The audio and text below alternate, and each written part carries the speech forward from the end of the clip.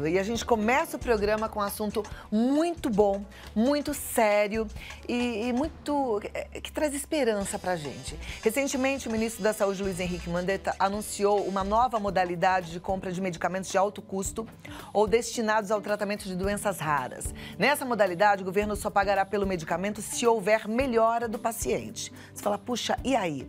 Bom, a gente vai entender melhor como tudo vai acontecer. Por isso é que a gente tem esse bate-papo importante e esclarecedor para entendermos quais são as dificuldades dos pacientes, para eles conseguirem fazer o diagnóstico, o tratamento aqui no Brasil. Vamos saber qual é o papel das associações de pacientes de doenças raras, o que fazer no caso de um diagnóstico com alguma doença desse tipo e muitos outros pontos importantes a serem entendidos por todos. Eu recebo constantemente, via rede social, pedidos para que a gente fale de uma doença específica ou de outra, doenças raras. Mas hoje a gente vai fazer diferente, eu tenho certeza que vai ajudar a grande parte. São muitas pessoas que têm doenças raras. Então, a gente recebe hoje, ele que é mestre, doutor em pediatria, trabalha há 26 anos como consultor para indústrias farmacêuticas em pesquisas clínicas, doutor Charles Schmidt. Seja muito bem-vindo, um prazer te receber. Mas a gente já sabe o caminho, já está ali. A gente tem mais convidados. Eu recebo também ele que é médico, presidente da Sociedade Brasileira de Medicina Farmacêutica e secretário do Colégio Médico Brasileiro, Ozonioterapia, Dr. Wellington Briggs. Seja bem-vindo. Prazer te receber. Pode sentar ali do ladinho do Charles. A gente tem mais um convidado. Para completar, eu recebo ele, que é empresário e cientista político, presidente da Casa Hunter, membro da Comissão da Câmara Técnica de Doenças Raras, Anthony Dyer. Seja muito bem-vindo. Uma alegria também estar contigo. Vocês vão sentar juntinhos aí pra gente começar o nosso bate-papo tão importante, né? E eu acho importante a gente já de cara passar alguns números. Quantos brasileiros hoje são portadores de doenças raras? Se estima de 13 a 15 milhões de pacientes com doenças raras. Existe mais de quase entre 6 mil a 8 mil doenças raras diagnosticadas no mundo. Então, é uma grande diversidade desse tipo de paciente. Há doenças que a gente chama ultra raras, que são muito raras mesmo, e há outras que são não tão raras assim. Então, uma doença rara é dita que acontece em cada 65 indivíduos para 100 mil habitantes. O Brasil tem quase 210 milhões de habitantes, então nós temos um grande número de pacientes com doenças raras, que a gente vai discutir aqui um pouco qual a dificuldade de fazer esse diagnóstico. O importante é que, a partir de janeiro de 2014, o governo colocou uma portaria 199, sobre a integralidade do tratamento de pacientes com doenças raras. Então, nós temos uma política pública sobre doenças raras agora no país. Claro que isso está no papel e vai demorar, por questões financeiras, ter os centros de referência de doenças raras. Mas nós temos uma vontade muito grande, porque a primeira-dama está muito envolvida para o tratamento de doenças raras, a esposa do ministro da Justiça também está muito envolvida no tratamento de doenças raras, ou seja, há muitas pessoas com um poder de decisão que está olhando isso de uma maneira mais presente. Eu posso dizer que o governo teve um olhar importante para esse assunto que é tão sério, né? Agora, me chama a atenção na hora que eu anuncio esse tema e falo que, e para o nosso telespectador com certeza, que o governo só vai pagar a medicação caso a medicação seja bem sucedida. Aí, no caso, quem é que paga essa conta? Eu vou perguntar para o Dr. Wellington. Boa tarde.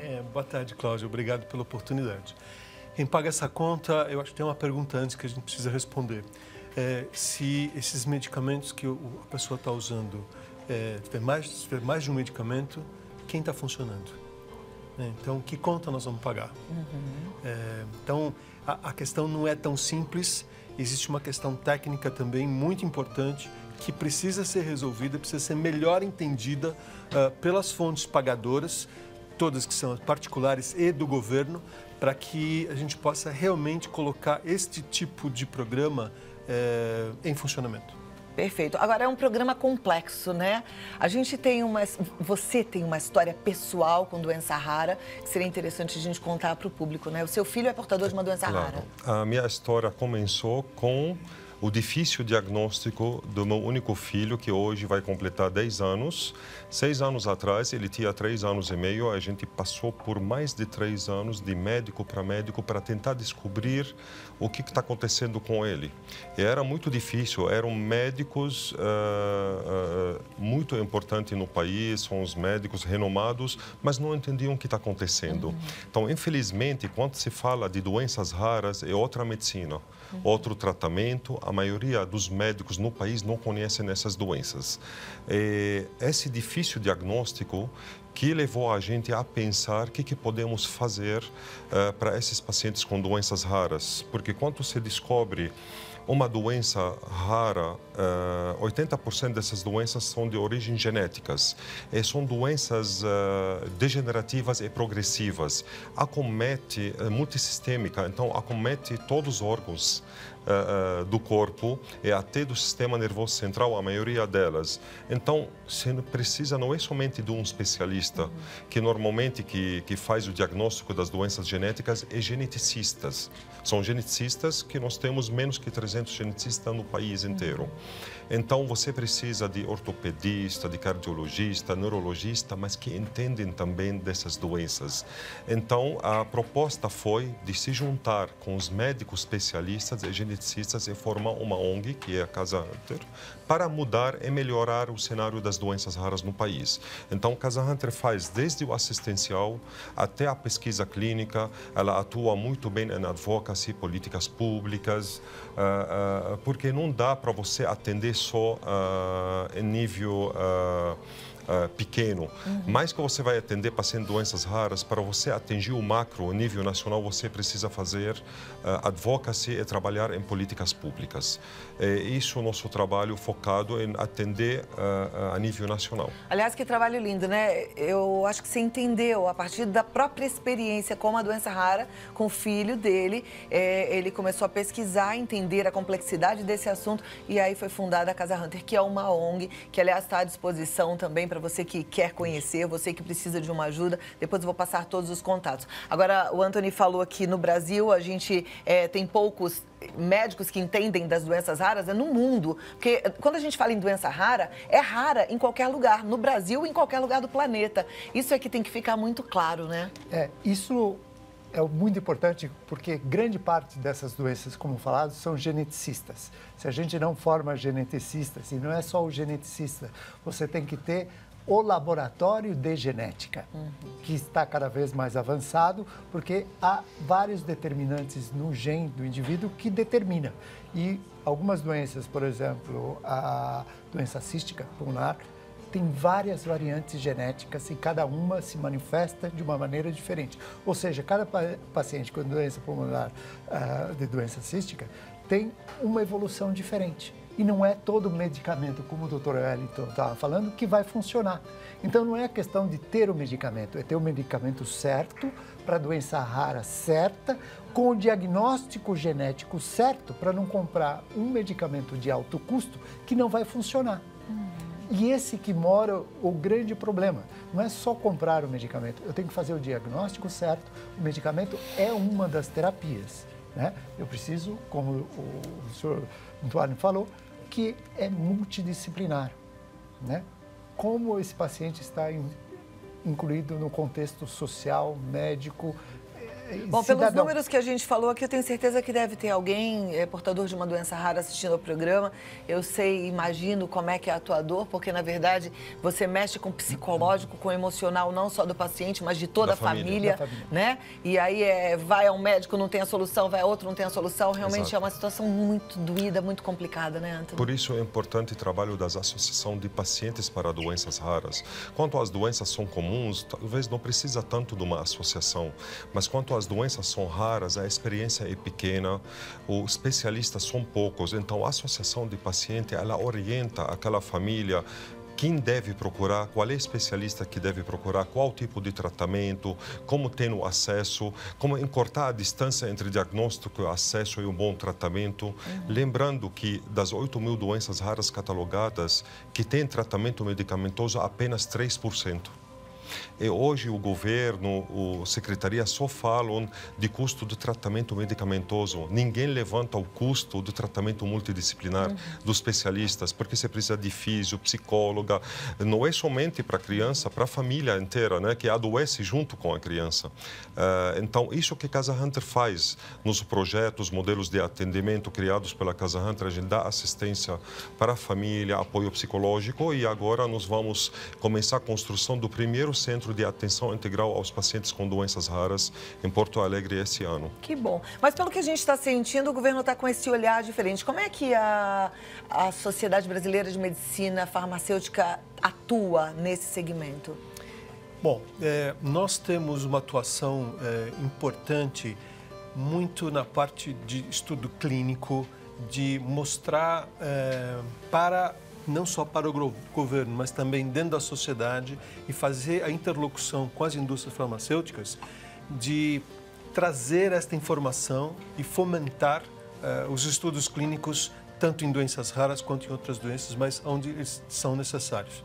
Tá. Esses estudos precisam ser feitos no Brasil ou não? Por exemplo, a partir de estudos feitos fora do Brasil, a indústria pode trazer esse medicamento já testado e aprovado com eficiência? Não existe a necessidade de fazer estudo no Brasil. Porém, os centros brasileiros estão muito bem equipados, não só com os laboratórios, mas com pessoas. Nós temos gente muito bem formada que consegue fazer esses estudos aqui no Brasil. Mas ele pode ser feito... Pode ser feito fora ou aqui. A facilidade de recrutar pacientes para doenças raras é muito maior do que falar em recrutar pacientes no próprio Estados Unidos. Quando a gente tem uma pesquisa nos Estados Unidos para uma doença rara, você percebe que em cada centro tem 1 ou 2 pacientes. Então, eles fazem em 8 centros, às vezes, para conseguir 20 pacientes. Agora, às vezes, aqui no Brasil, num centro, nós temos mais de 20 pacientes. São mais concentrados aqui os centros para tratamento de doenças raras. Trazer a pesquisa clínica do Brasil é trazer a esperança de algum tratamento. É a gente aprender antes do produto estar no mercado como a droga funciona na população brasileira. Nós somos uma população diferenciada, miscigenação grande, e um medicamento funciona diferente em cada população. Então, a importância de saber é essa e dar esperança. Além do que, é um jeito de saber, que o governo vai saber, que a gente faz estudos econômicos entre o custo e o benefício, se está funcionando ou não. Então, quando se vai registrar um medicamento ou o governo vai incorporar o produto, ele precisa saber essa relação econômica de custo-benefício. Claro que a vida, que eu já falei várias vezes, não tem preço, mas tem custo, né? E esse custo tem que ser administrado por questões públicas. Mas há algumas outras coisas importantes que às vezes tem uma falta de preconceitos de alguns tratamentos. Aqui eu já falei sobre o canabidiol, né, os medicamentos derivados da maconha, que são essenciais, por exemplo, no tratamento de várias doenças raras. Hoje há muitos estudos relacionados ao canabidiol e que seriam importantes. E às vezes há preconceitos relacionados a isso. Então, até isso nós temos dificuldade de trabalhar. E de que forma a população, já que a gente está fazendo um programa para o consumidor, para a população em geral, pode ajudar para que isso tudo aconteça, para que o Brasil evolua também nessa questão? Eu acho que a Sociedade Brasileira de Medicina Farmacêutica e outras empresas, o Dr. Wellington, tem uma experiência, como por exemplo, eu estou falando do canabidiol, mostrando os estudos, a segurança desse tipo de medicamento para os pacientes. Né? E hoje, os pacientes só conseguem esse produto através de compra no exterior. Cara, Cláudio, o importante hoje, e não só no Brasil, eu tenho uma experiência a nível de América Latina como diretor de Medical Affairs de uma empresa que trabalha com esse tipo de medicamento. É muito importante, primeiro, que a gente quebre essa estigma do que é o medicamento. Né? O que existe hoje é o desenvolvimento da medicina canabinoide, do tratamento médico com uso dos componentes da cannabis. É a mesma coisa que que foi desenvolvido, por exemplo, foram desenvolvidos opioides, né? Que vem de uma planta que tem um uso, que é psicoativa, que tem um uso chamado de recreacional, mas nós não tratamos, não trabalhamos com isso. Então, começar da educação, né? Então, educação não só para a população, mas também para a classe médica, que existe essa nova classe terapêutica que pode ser um adjuvante importante nos tratamentos de doenças raras, muitas delas. Adjuvante, quer dizer, ele vai entrar junto com o tratamento atual. Agora, esses estudos já estão sendo feitos, esse trabalho já está caminhando, independente da outra conversa que aí é para uso recreacional, da liberação, da legalização das drogas, tá certo? Sim, o que nós estamos falando é do uso medicinal. Esses estudos, sim, já estão sendo feitos, da mesma forma que nós fazemos os estudos para o desenvolvimento de uma droga comum na indústria farmacêutica. Então, fazemos os estudos pré-clínicos, fase 1, fase 2, fase 3, monta-se o dossiê e se aprova com a Anvisa aqui no Brasil. Esses estudos já estão em andamento. O que angustia muito um paciente portador de doença rara é que esses estudos são lentos, né? E nem todos conseguem entender por que demora tanto. E aí eu acho que você pode responder, doutor Wellington. Demora porque nós precisamos ter segurança de que quando aquele medicamento vai ser usado por uma população muito maior do que aquela que a gente está estudando, vai ser seguro. Então, a primeira coisa que nós precisamos ter certeza absoluta, e existem modelos para tudo isso, é ter certeza que ele vai ser seguro. Por um lado, a lei, ela protege o paciente, porque para que também não seja receitado um medicamento só porque é caríssimo, ou mesmo que seja caríssimo ou não, mas que pode causar mal, porque todo medicamento pode ter um efeito colateral, né? E se não é seguro, ou se tem um efeito colateral, ou se não era bom para aquele tipo de doença rara, quer dizer, é uma indicação ruim.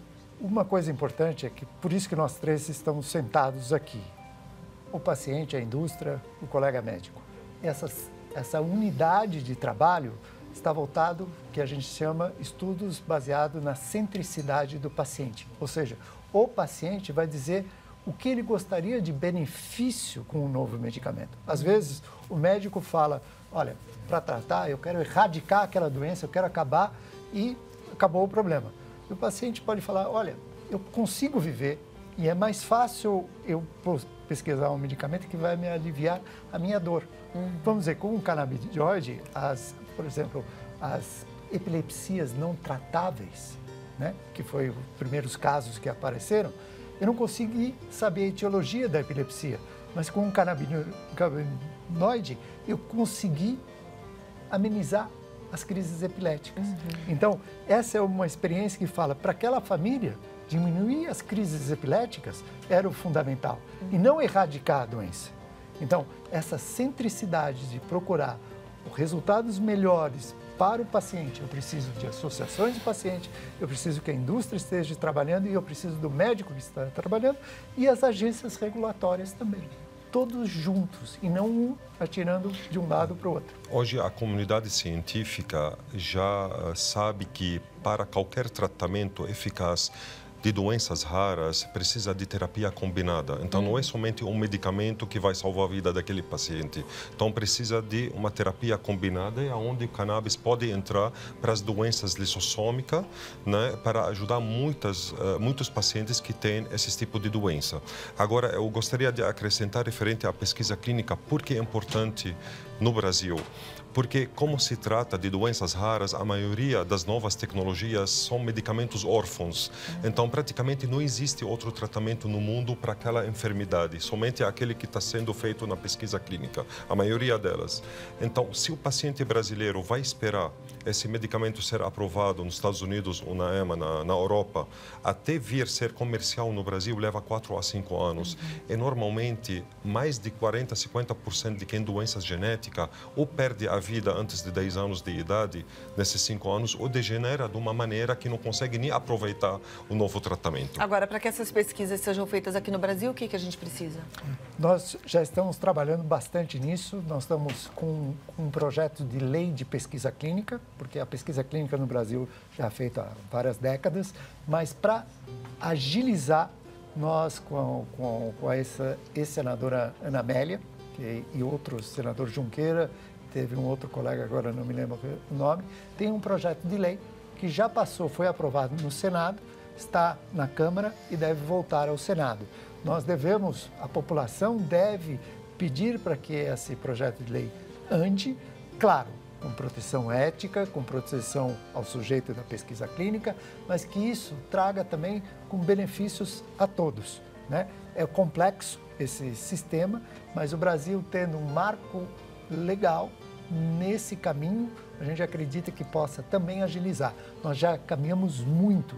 Os tempos regulatórios no Brasil, às vezes, demoravam mais de um ano para conseguir.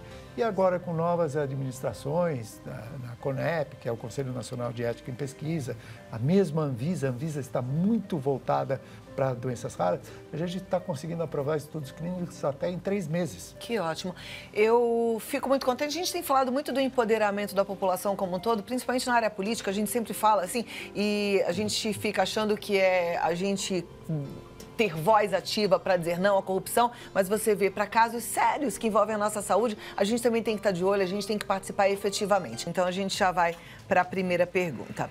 Ela vem da Bahia. Boa tarde, sou a Tânia. Eu tenho um irmão de uma conhecida que está com uma doença rara e o nome é ela. E tudo é muito caro, remédio R$28 mil, tem fisioterapeuta, é um tratamento muito caro. Dê uma luz, o que devemos fazer? Bom, realmente a esclerose lateral amiotrófica é uma doença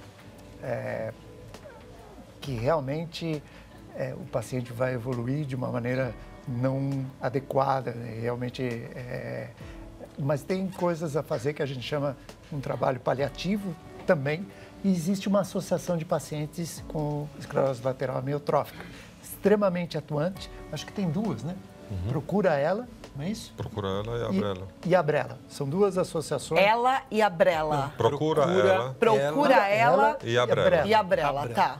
Que ali são 2 associações muito boas que é possível orientar e fazer o acompanhamento mais correto. Bom, eu acho que a gente já responde a próxima pergunta, mas eu vou ler. Ela diz, boa tarde, meu esposo foi diagnosticado com ela há 10 anos. Ele e mais 4 irmãos têm essa doença. Por favor, gostaria de saber se já existe o uso ou pesquisas com o uso do canabidiol para esse tipo de doença. A família do meu esposo é do tipo genoma 8, catalogados mais de 1.000 pacientes da mesma família. Sou Luzia Dato, de Bicas, Minas Gerais. Existe dados ainda muito incipientes do uso do canabidiol em ela. São dados dos Estados Unidos, num grupo muito pequeno de pacientes. Então, a gente não pode falar nada ainda se tem uma indicação ou não para ela. Ok. Próxima pergunta. Boa tarde, a Paola. Percebo através das redes sociais muitas crianças acometidas pela atrofia muscular espinhal e o tratamento tem um custo muito alto. O que a comunidade médica está fazendo para ajudar essas crianças? Bom, nós não temos tantos especialistas assim no Brasil para essa patologia, né? Mas está sendo feitos estudos no Brasil justamente para essa patologia. Existem alguns medicamentos em perspectiva muito bons chegando que possa vir a trazer vários benefícios. A terapia gênica, que a gente fala que é manipulação genética, é a cura, né, da patologia, está caminhando e está caminhando a passos rápidos, né? Aliás, foi submetida no FDA nos Estados Unidos e já em breve será submetida ou está sendo submetida no Brasil para a Anvisa. Uma terapia gênica, mas para tipo 1 da doença. Agora nós temos um medicamento que acabou de ser incorporado na Conitec, que é no Sistema Único do SUS, né? Agora, essa semana foi, acho que segunda passada, né? Que foi segunda. Saiu a incorporação. Infelizmente, a incorporação não vai atender todo mundo, como isso acontece em todos os lugares do mundo, mas isso cabe, claro, à comunidade científica, junto com associações de pacientes que cuidam dessa doença, para trabalhar junto com o Ministério da Saúde para poder atender a maioria de que são acometidos com essa doença. Existe hoje no Brasil um medicamento aprovado pela Anvisa que atende vários tipos da AMI, né? E cabe agora a essas associações, junto com os médicos, pedir para o Ministério da Saúde para poder modificar alguma coisa para atender mais pacientes. A metodologia adotada pelo Ministério da Saúde, isso é um desafio que todos os governos no mundo estão tendo. Como nós vamos arcar com o alto custo das novas tecnologias? Tá? Então, isso já está sendo adotado na Europa. O ministro Mandetta já está adotando essa metodologia que eu acredito que seja muito boa, porque assim, nós não sabemos da eficácia dos medicamentos, mais que sejam aprovados, se todos os pacientes vão responder da mesma forma. Tá? E além disso, com todos os tipos, porque tem vários espectros de doença, vários tipos, várias mutações da maioria das doenças raras. Então aqui, se responde bem, tem resultado bom, o Ministério paga. Se tem resultado ruim, aí é a indústria que tem que arcar. Então acho que isso é justo para todo mundo, até para o paciente. Eu acho que é justo para todo mundo. Pelas conversas que a gente teve, pelo que a gente sabe, como é uma doença que tem, na maioria das vezes, um fundo genético, existe a prevenção para uma doença rara? Sim, é o aconselhamento genético. Exato. Para fazer esse aconselhamento genético, infelizmente, você tem, quer dizer, felizmente, você tem, durante a gravidez, você pode fazer testes genéticos durante a gravidez para saber se aquela criança é portadora de algum comprometimento genético. Aí vem uma questão... Esse teste deve ser caríssimo. Eles têm diminuído bastante o custo, bastante o custo. Sim. E isso dá para, pelo menos, as pessoas, síndromes de Down, outras grandes doenças genéticas, e você avaliar e já se preparar para aquele paciente que tem essa patologia. Se nascer uma criança, tem que saber se aquilo vai ser, como é que ele vai passar de geração para geração. Se o próximo filho tem um alto risco de ter um novo, então você evita essa... Mas existe já estudos de terapia gênica para ser feito durante a gestação. Como os casais podem evitar de ter uma criança com síndrome rara? Que está escutando a gente agora, fala, mas como faço o aconselhamento genético? Os casais, antes de decidir de ter filho, eles podem procurar um geneticista. E o geneticista vai fazer muitas perguntas para os dois. Praticamente vai fazer mapeamento da família de cada um, para ver o que aconteceu, se teve alguém na família, nos dois, né, com alguma síndrome, se alguém daquela família teve aborto instantâneo, rápido, várias vezes. Então, tem muitas perguntas que serão feitas pelo geneticista que pode levar a suspeitar ou a falar, olha, você tem uma chance de ter um tipo de doença. Porque, então, pelo que eu sinto, esse é o melhor caminho. Porque, na verdade, a doença rara é um pepino, né? Exatamente. É muito complicado para todas as pontas. Cláudia, é importante. A doença genética, a doença rara, ela está lá. Mas precisa ter alguma coisa que dispare a doença, né? Então, a gente precisa pensar um pouco antes até. Mesmo quem tem algum gene, todos nós temos genes deficientes. Por que todos nós não estamos com uma doença genética, né? Porque tanto a saúde quanto a doença, a gente adquire primeiro pela boca. É muito importante entender o que é que a gente está comendo, da onde vem essa comida, contaminação por metal pesado, a alimentação errada é a coisa mais forte do ambiente que a gente vive, que desencadeia esses gatilhos da doença genética. Então, impressionante. A gente precisa retroagir existe uma prevenção mesmo. Fazer a alimentação o mais natural possível. Existe uma outra coisa que o Brasil faz parte, é um dos primeiros países que fez o screening neonatal, o teste do pezinho. Aliás, começou com seu pai, não é? Sim, começou com meu pai. Trabalho lindo do pai do Charles. E hoje a gente faz o teste, a gente pede para que o governo assuma o teste do pezinho expandido, que são mais de 55 patologias de erros inatos do metabolismo que podem ser identificados. Grande maioria, infelizmente, não tem tratamento, mas tem uma grande chance de melhorar os pacientes. Bom, estamos juntos,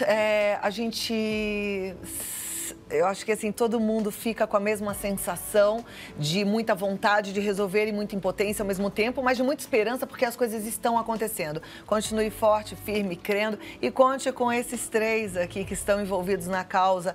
Dr. Charles Schmidt, ele está no e-mail csmdt terra.com.br. Muito obrigada. O Anthony Dyer, que é o presidente da Casa Hunter, entra no site casahunter.org.br para conhecer melhor o trabalho da Casa Hunter. Mais informações também você tem no Facebook, Casa Hunter Brasil, ou mesmo pelo telefone 11 2776 3647. E o Dr. Wellington Briggs é o www.drbricks.com, entra no site, e o telefone 11 4508 6958. Muito obrigada. O tempo sempre é curto. Para um já é pouco, para três, então fica sempre vontade de quero mais, né? Então voltem para a gente continuar conversando sobre esse assunto sério e que Deus nos abençoe com muita sabedoria cada vez mais. Obrigada e até a próxima, viu? Prazer recebê-los. Muito obrigada. Obrigada, até a próxima. Vamos seguindo em frente, acreditando sempre e unidos. Percebeu? Quando eu falo assim, puxa, doença rara é um pepino, eu até fiquei meio constrangida, falei, será que eu falei alguma coisa errada? Mas eu coloco meu coração no lugar do teu coração e fico imaginando, difícil, né? Quanta dor, quanta luta, quanta vontade de ver a solução. Continue crendo e continue de forma ativa, como fez o Anthony, fazendo a sua parte de todas as formas possíveis. Quando a gente recebe um diagnóstico, a gente não pode parar ali na tristeza, a gente tem que ir além. Hoje a internet nos ajuda na pesquisa, né? A gente pode pesquisar, saber o que está acontecendo lá fora, o que está acontecendo em outro país e efetivamente também, de forma como cidadão, atuar junto ao governo, que você possa fazer a sua parte com força, com discernimento e com muita esperança, ok?